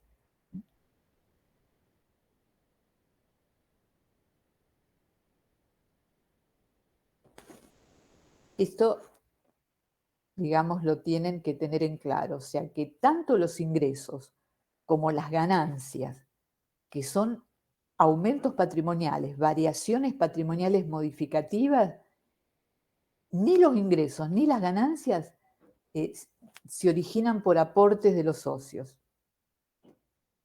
Los ingresos se originan por la actividad principal del ente y las ganancias se originan por actividades periféricas. Por ejemplo, ¿cuál puede ser una actividad periférica? El ente vende una computadora que usaba en la administración. A ver, no se dedica a vender computadoras que implican bienes de uso, pero quizás la quiere vender para comprar otra de mejor tecnología. Entonces, esa computadora en la contabilidad tiene un valor asignado. Y si la vendo por un valor mayor al que tengo en contabilidad, tendré una ganancia. Si lo vendo por un valor menor, habrá una pérdida. A eso se refiere operaciones periféricas. Vender un bien de uso, que es algo atípico, porque uno no se dedica a vender bienes de uso. Supongamos que en determinado momento la empresa tenía fondos ociosos, compró moneda extranjera y en determinado momento tiene necesidad de vender esa moneda extranjera y quizás por los cambios de cotización tiene una ganancia, pero el vender moneda extranjera no hace la actividad principal. Es lo que se denomina en contabilidad una operación periférica. Entonces, importante y sustancial entender que cuando hablamos de resultados positivos hay de dos tipos, ingresos y ganancias, y que nunca implica, repito, aporte de los socios, a pesar de ser aumentos patrimoniales por variaciones patrimoniales modificativas. Los ingresos se originan por la actividad principal del ente, las ganancias por las operaciones periféricas que realice el ente. Bueno, entonces, ¿cómo reconozco, aplicando el criterio de lo devengado, los ingresos? Son tres las consideraciones que tenemos que tener en cuenta. La primera, el hecho sustancial que generará el resultado debe haberse producido en el periodo. Ese sería el primer requisito o primera pauta utilizando el criterio de devengado para los ingresos. ¿Cuándo reconozco un ingreso? Cuando se produce el hecho sustancial, que va a generar el resultado que debe haberse producido en el ejercicio. Acá es cuando se perfeccionó, por ejemplo, la operación de compraventa. Y acá hay que distinguir el tipo de bien. Entonces, ¿cuál es el hecho sustancial? Si fuera un bien mueble no registrable, la posesión y la factura. ¿Cómo es, profe, el primer criterio? Que tiene que ser en el tiempo. Claro. O sea que si estamos hablando de un ingreso por venta, ¿cuál es el hecho sustancial? Cuando se perfeccionó la operación de compraventa. Si estoy hablando de ingresos es porque soy el vendedor. Entonces, ¿cuándo se perfecciona la operación de venta? Cuando le entrego la mercadería al cliente con la factura. Ahí tengo que registrar la venta. No importa que la haya financiado en cuenta corriente al cliente o que el cliente me haya firmado un pagaré. ¿Por qué? Porque estoy reconociendo el ingreso por ventas por lo que implica la operación de compraventa. No estoy registrando la operación de venta en el momento que la cobro, porque si hago eso estaría bajo el criterio de lo percibido. Bajo el criterio de lo devengado voy a registrar la venta que me va a originar un ingreso por venta en el momento que se perfecciona la compraventa. Y acá es analizar el tipo de bien. Si es un bien mueble no registrable, va a ser en el momento en que entrego la mercadería y que el cliente toma la posesión con la debida factura de respaldo. ¿Queda claro? La segunda pauta a tener en cuenta para los ingresos, aplicando el criterio de lo devengado, es que se debe medir con la mayor objetividad posible. Y esa medición debe ser verificable.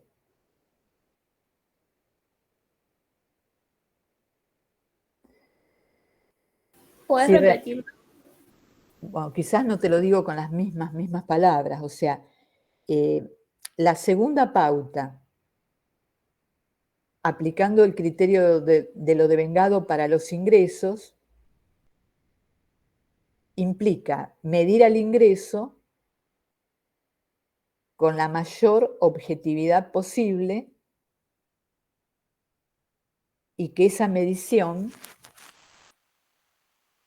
pueda ser verificable. O sea, como estamos teniendo en cuenta un momento del ingreso que no es el cobro, ¿cuál es la certeza que tengo del ingreso por venta? Y lo objetivo es que la venta implica el precio cobrado al cliente que está en la factura. O sea, eso es objetivo, el considerar como ingreso el importe facturado, independientemente cuando el cliente lo pague. Y el tomar ese, digamos, ese valor que consta en la factura es verificable por cualquiera. Cualquier tercero puede constatar el ingreso por venta. Acá no hay ninguna alquimia ni ningún cálculo aritmético raro. Surge de la factura, que es el documento que perfecciona la operación de compra-venta. Y otra cuestión, tercera y última, que se tiene que tener en cuenta con el criterio de lo devengado para los ingresos, es que se deben haber ponderado prudentemente los riesgos inherentes a la operación. ¿Esto qué significa? Quizás por el producto que vendo existe probabilidad de devoluciones porque son bienes que por ahí tienen fallas. Entonces, contablemente hay que reconocer lo que implica gastos de garantía, o sea, porque eso disminuye en realidad el resultado de la venta.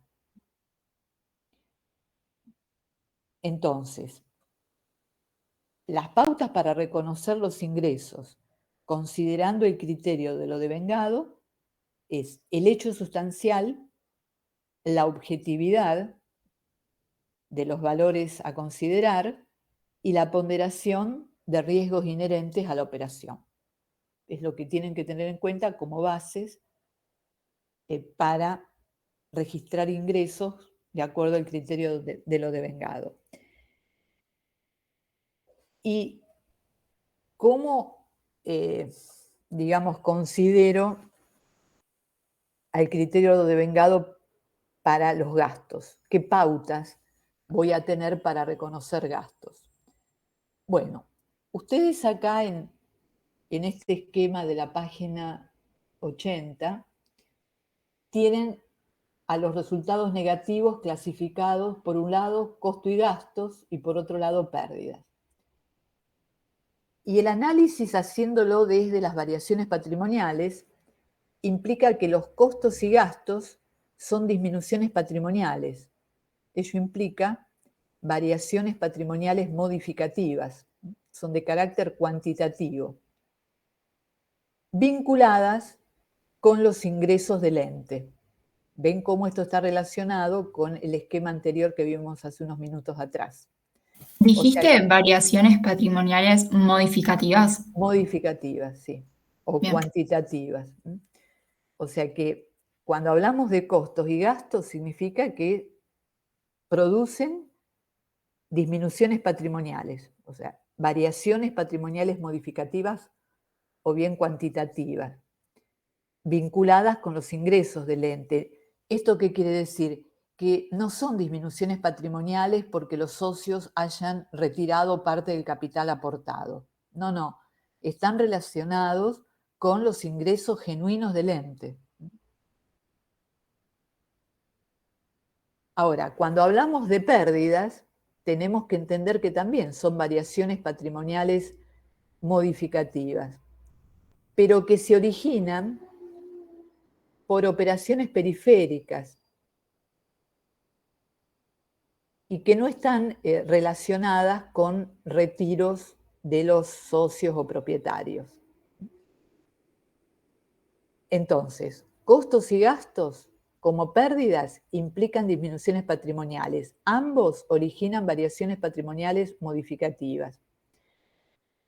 Lo que los diferencia es que los costos y gastos están vinculados con los ingresos propios del objeto principal del ente, mientras las pérdidas se originan por operaciones periféricas, no habituales. Entonces, ¿cómo reconocemos, aplicando el criterio de lo devengado, los gastos y los costos? Y también las pérdidas. Bueno, también acá tenemos 3 consideraciones o 3 pautas a tener presente. La primera, si el costo está vinculado con un ingreso determinado,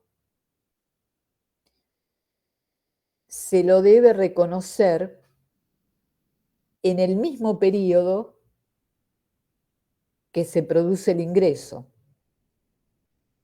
para poder correlacionar ingresos y gastos, que es un poco lo que les dije hace unos minutos atrás. Si en la contabilidad registré ingresos por ventas, sí o sí voy a tener que registrar el costo de esa venta. Entonces, si estoy aplicando el criterio de lo devengado, en el periodo que reconozco el ingreso por venta, en ese mismo periodo debo reconocer el costo de esa venta. No puedo estar registrando el ingreso por venta en un ejercicio y el costo de esa venta en otro ejercicio.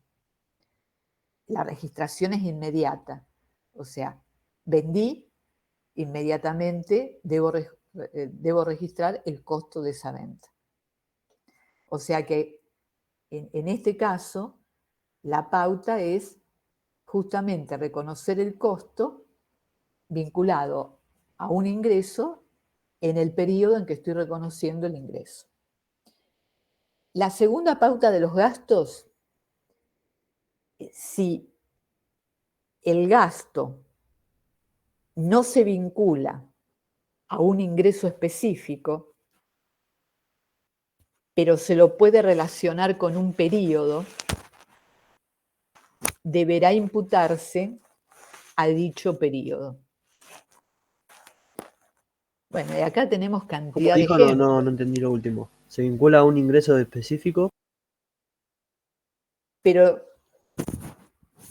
un segundito, pero se lo puede relacionar con un periodo. O sea, yo el gasto no lo puedo vincular con un ingreso, con una venta, pero sí lo puedo vincular con un periodo.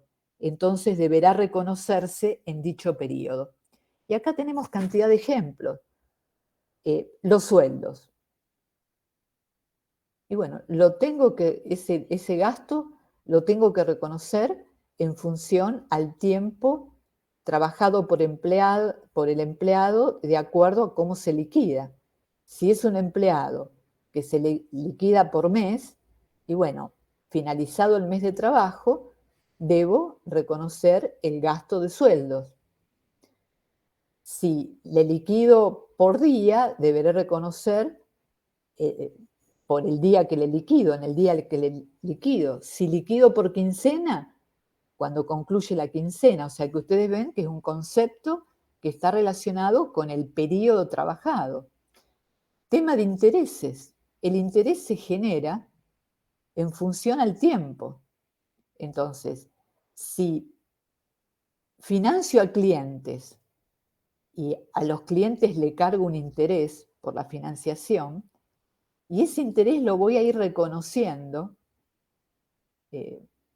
o sea, como ingreso en función del tiempo y como gasto, el que corresponde a un interés de financiación de un proveedor, lo voy a ir reconociendo en función al tiempo. Son conceptos que van atados al tiempo. Servicios, supongamos los servicios públicos, teléfono, luz, gas. Bueno, lo que se consume es en un periodo, la liquidación viene por un periodo. Entonces el gasto lo voy a reconocer en el periodo en que se efectuó el consumo del servicio de que se trate.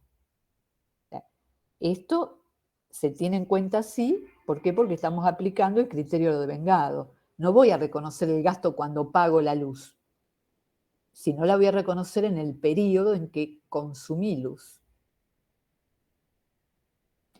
Bueno, y la tercer pauta y última de los gastos es si tengo un gasto que no lo puedo relacionar con un ingreso y tampoco lo puedo relacionar con un periodo, bueno, aplicando el criterio de lo devengado, lo voy a reconocer cuando lo conozca, que sería lo que realmente hemos visto como pérdida. Son siniestros. Entonces, estas pautas que les he indicado y que se las he dicho así despacio, cosa de que puedan tomar nota, no sé si están grabando, las van a tener que tener en cuenta desde hoy hasta el último día de esta cursada, porque es aplicar el criterio de devengado que siempre les cuesta. Entonces tienen que entender bien, por eso yo se los doy como pautas, para que ustedes puedan controlar si el ingreso o el gasto cumple las pautas que les indiqué, para poder reconocer el ingreso, el gasto, el costo, la pérdida. Profe, perdón, el último era, si tengo un gasto que no puede relacionarse ni con un ingreso ni con un periodo, y ahí me quedé. O sea, lo voy a reconocer en la contabilidad cuando tomo conocimiento del mismo. Ah, genial.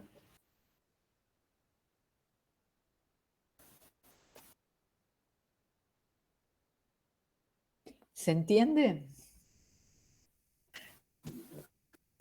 Profe, había dicho antes, en el segundo requisito, era, no reconozco la luz cuando lo pago, sino cuando lo consumo. ¿Cómo sería eso? Claro, cuando a vos te llega la factura de la luz, va a venir un importe fijo que es el derecho que uno tiene que pagar por tener el medidor. Pero después, lo que más abulta en esa factura es la cantidad de kilowatts que consumiste en el mes. Entonces, en contabilidad, uno va a reconocer el gasto de luz en el mes en que se consumió la luz, no en el mes en que vence el pago de la factura. ¿Por qué? Porque estamos trabajando con el criterio de lo devengado, no con el de lo percibido. Si trabajara con lo de lo percibido, y estaría registrando el consumo de la luz en el mes en que vence la factura, pero no es así como hoy se trabaja en contabilidad. Y el momento en que lo consumo es ¿cuánto de diferencia del que pago? No, Bueno, no o sea, entiendo. puede haber muchos días, menos días, pero el tema es que cuando yo reconozco el gasto de luz, lo debo reconocer en el periodo en que consumí la luz. Ahí voy a reconocer el gasto y ahí se va a originar una variación patrimonial modificativa.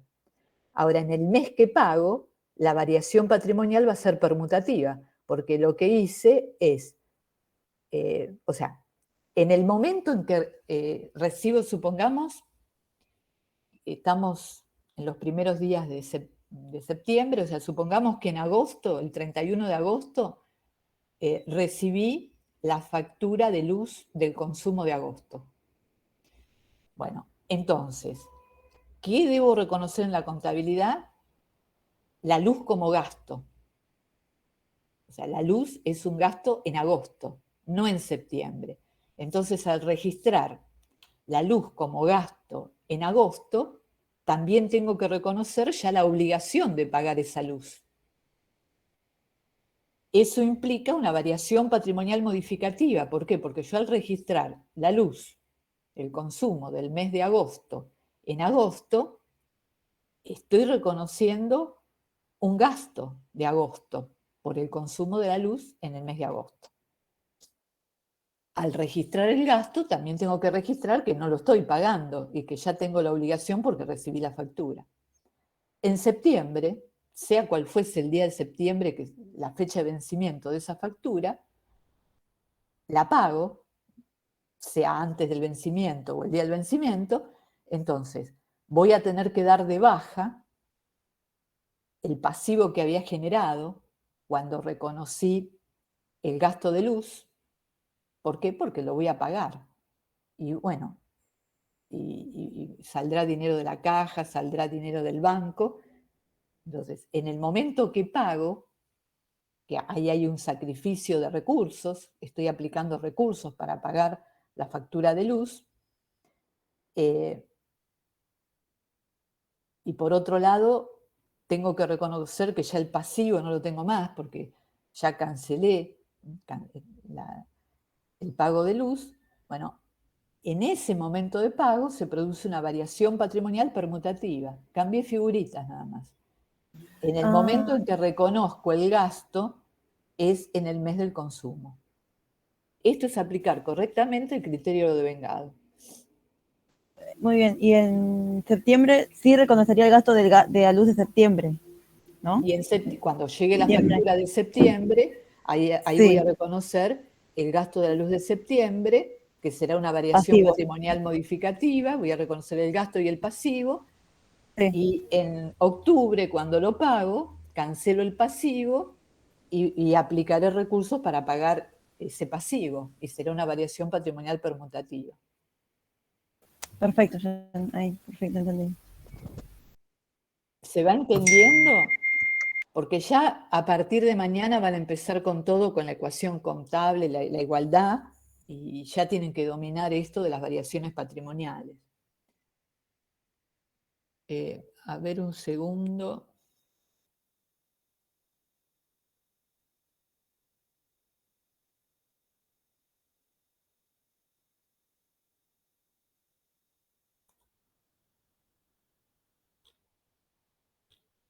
Yo lo que les voy a pedir es que del libro de casos integrales comentados vean de la página 127, que ahí tienen ejemplos de variaciones permutativas y modificativas. O sea, porque a veces ustedes piden más casos prácticos, o sea, ustedes tienen que entender los conceptos. Cuando varía el activo, el pasivo de determinada forma, bueno, si eso implica variación modificativa o permutativa. Entonces, en el esquema de la página 127, ustedes tienen ahí bien en claro las distintas combinaciones de aumentos y disminuciones de activos y de pasivos para determinar si la variación patrimonial es permutativa o modificativa.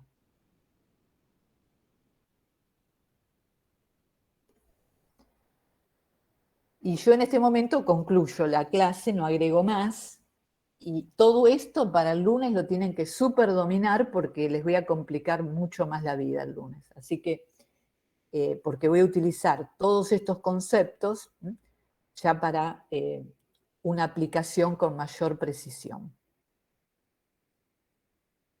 ¿Alguna consulta? Una pregunta. Sí.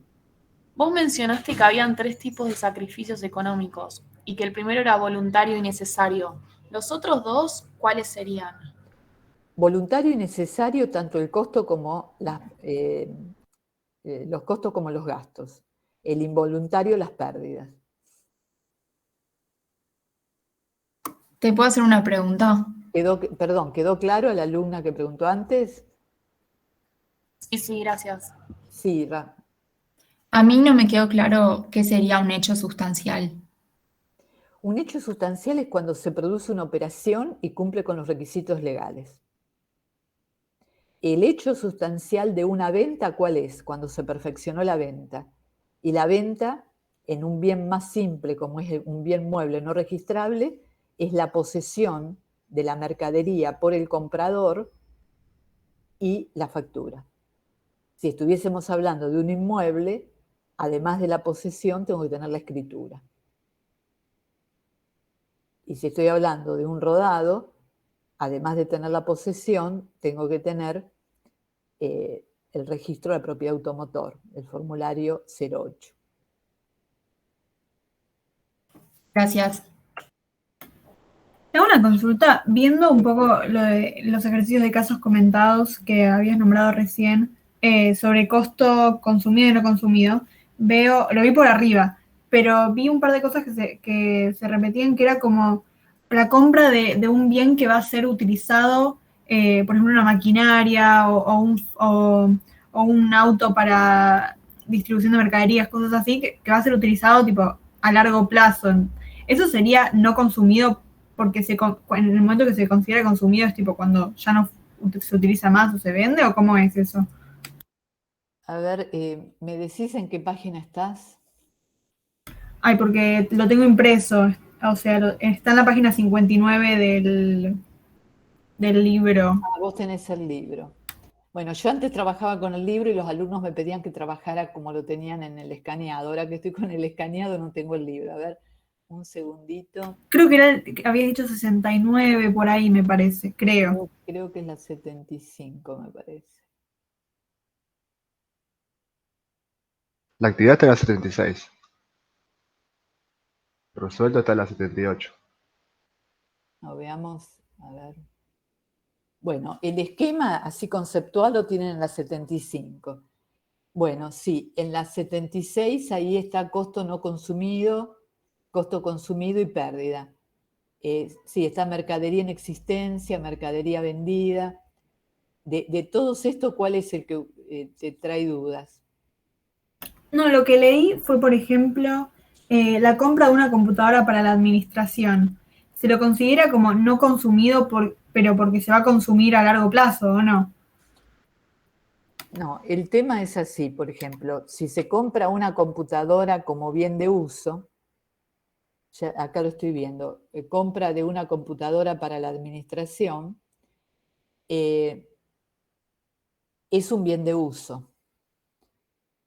Y el consumo, digamos, no es directo, porque la computadora se la va a usar, no se la va a consumir como sería un bien de cambio o el ejemplo que les di hoy de las viromes. Acá, con la compra de la computadora, porque ustedes, a ver, siempre cuando leen estos casos, ubíquense en un eje de tiempo. Acá el momento es la compra de la computadora. En el momento de la compra, acá no se consume nada. Ahora, cuando transcurrió un ejercicio, se usó. Entonces lo que se va a registrar es la desvalorización por el uso que se tuvo, digamos, por el uso de la computadora hubo una desvalorización por ese uso. Entonces se lo considera un consumo indirecto. Pero en el momento de la compra no lo consumiste. O sea, lo compraste para ser usado. Entiendo, pero también veo acá que, por ejemplo, la compra de 3 resmas para papel de impresora se lo considera como consumido, pero en realidad cuando compras la resma no la utilizás en el instante, Bueno, o sí. mirá, depende del consumo que tengas de resma. Quizás para alguien que consume poco, esas 3 resmas le sirve, o sea, para un año. En cambio, en una gran empresa, esas 3 resmas quizás se la usan en 1 hora. Hay que ubicarse en el contexto de cada situación y siempre en esto hacer un eje de tiempo y decir, bueno, en el eje de tiempo, ¿qué es la compra? ¿Es el uso? ¿Es el pago? ¿Es el trabajo del empleado? ¿Ya trabajó? ¿Es el pago? Para poder determinar con precisión si es consumido o no consumido, o sea, si es un gasto o llega a ser una pérdida.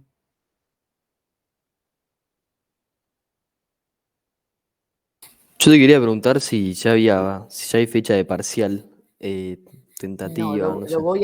se los voy a estar diciendo el próximo lunes. Ok, muchas gracias.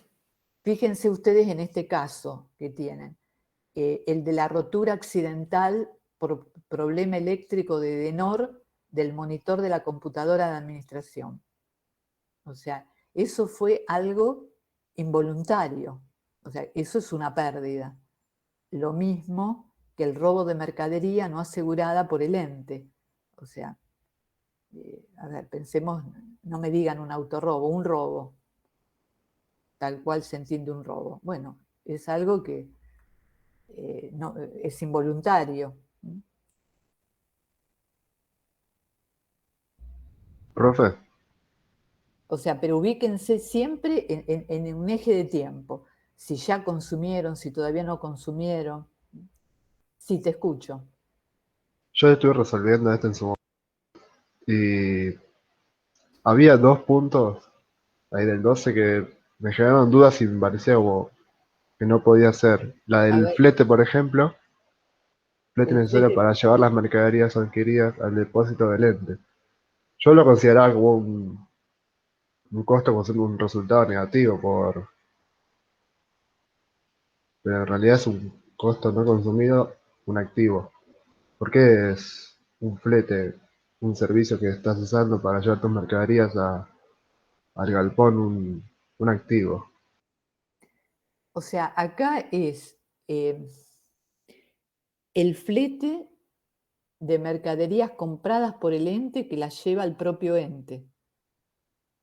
Perdón, eso no es porque se le suma al valor, o sea, al costo de las mercaderías vendidas cuando uno lo venda, no se suma a ese costo. El flete, por ejemplo, si vos compraste la mercadería a 500 y el flete fueron 100, se suma ese 100 a los 500 de las mercaderías compradas. Sí. Y ahora cuando vos tengas el costo de mercadería vendida vas a tener por 600, ¿no? Exacto. Sí, por eso, muchas de estas cuestiones todavía no hemos visto en forma completa los temas. Lo que pasa es que por ahí los conceptos se solapan. Recién el compañero lo dijo perfecto. Esto lo vas a tener claro con lo que vamos a ver el día lunes. Lo del flete. Perfecto. Al alumno que preguntó, ¿quién fue el que preguntó Yo. del flete? Vos, Agustín. Si el lunes no lo entendés, ahí lo vemos. Porque yo voy agregando en forma gradual temas, o sea, lleva un hilo conductor. Lo que pasa que en la ejercitación a veces se adelantan con ejemplos y que, bueno, tendríamos que ver algo que no lo quiero decir así improvisado, porque hay todo un marco teórico. Lo que dijo el compañero recién es correctísimo, pero hay que entender ese marco teórico que es el tema del lunes. ¿Y cuál es el otro concepto que no te quedó claro, Agustín? Donde dice capacitación del personal necesario para usar la maquinaria. También lo considera como un activo. Bueno, sí, es lo mismo que el del flete. En el mismo caso. Va a quedar aclarado el lunes. Si no queda aclarado, me repreguntás y vemos cómo podemos hacer que lo Listo. entiendas. Gracias. No, de nada. ¿Alguna otra consulta? Bueno, chicos, yo lo que les pido es que avancen con la lectura, con el estudio, para que puedan sacar provecho de la práctica. Mañana aprovechen la clase práctica y sigan así estudiando. Y bueno, y les deseo buen fin de semana, porque hasta el lunes no los veo. Muchas gracias. Chao, Nos vemos. profe, gracias. Gracias. Gracias, profe. Chao a todos.